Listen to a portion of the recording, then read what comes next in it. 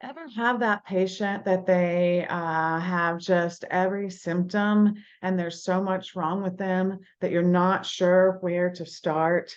You take the history and there does seem to be some element that might, that there's maybe overwhelming fatigue. And from the history, you're thinking, maybe there could be a Lyme component, or maybe there could be a mold component.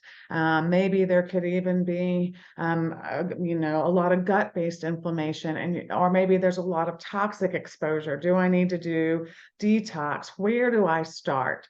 And then you really decide, I think all of these things might be going on. So what are some next steps?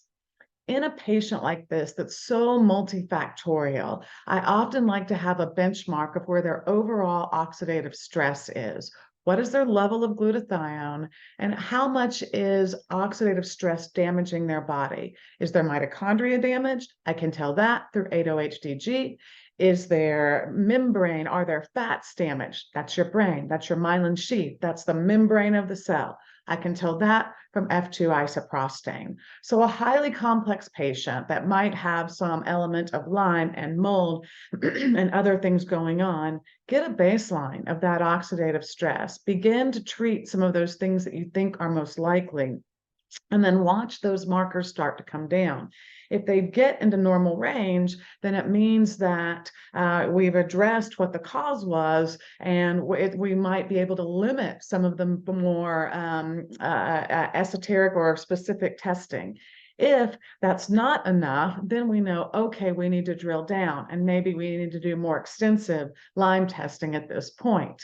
So another reason the oxidative stress markers are so useful is that 8-OHDG goes up in response to almost every toxin out there. So if we see it elevated, we know that they're on overload. That tells us that there's too much toxic exposure for them to handle in terms of repair. There's DNA damage. There is also DNA damage in the mitochondria. And so we know this is a patient that needs more of our glutathione strategies, our antioxidant strategies. And as we lower the level of oxidative stress, it begins to allow the body's own healing mechanisms to work better. So whether or not we're talking about a Lyme patient, whether or not we're talking about a mold patient, reducing oxidative stress will have benefit in both of those cases.